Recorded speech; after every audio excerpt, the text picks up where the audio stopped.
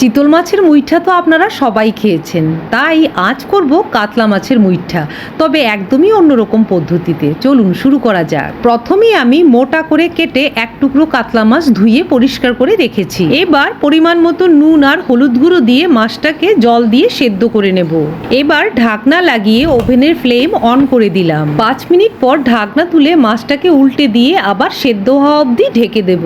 এখন মাছের টুকরোটি বেশ ভালোভাবে সেদ্ধ হয়ে গেছে। এবার ঠান্ডা করার জন্য মাছটিকে একটি প্লেটে তুলে রাখবো। ঠান্ডা হয়ে যাওয়ার পর এখন আমি মাছের সবগুলো কাঁটা ছাড়িয়ে নেব।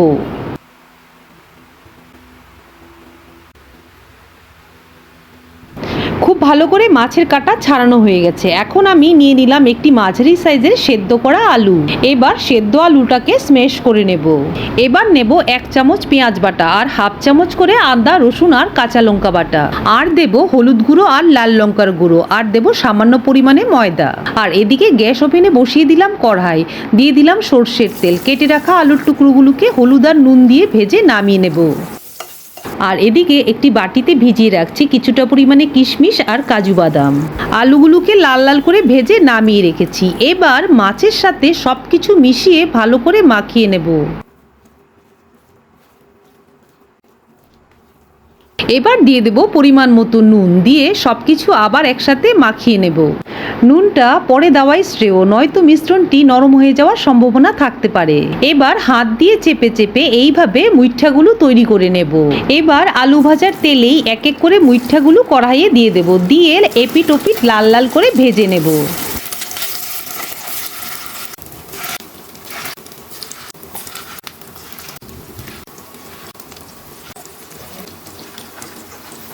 সবগুলো মাছের মুইঠা লাল লাল করে ভাজা হয়ে গেছে। এখন আমি নামিয়ে নেব।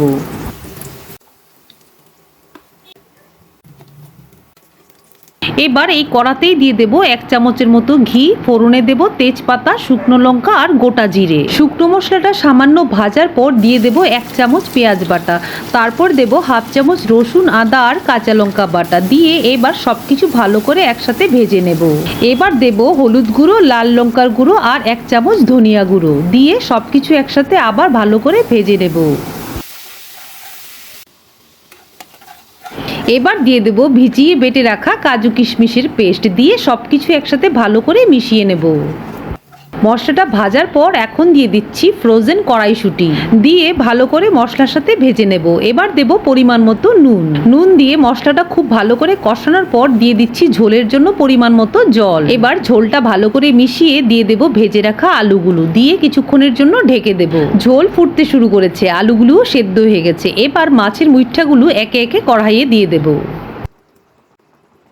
এবার উপর থেকে ছড়িয়ে দেব সামান্য চিনি, এলাচ, দারচিনি আর চেরা কাঁচা লঙ্কা। এবার নামানোর আগে উপর থেকে ছড়িয়ে দেব 1 চামচ ঘি। ব্যাস, খুব সহজেই তৈরি হয়ে গেল দারুণ স্বাদের একটি অভিনব রেসিপি। এবার গরম গরম ভাত বা রাতে রুটির সাথে পরিবেশন করুন। আর আপনার রেসিপিটি কেমন লাগলো কমেন্টের মাধ্যমে জানাতে ভুলবেন না। আর পাশে থাকার জন্য আপনাকে জানাই অসংখ্য ধন্যবাদ।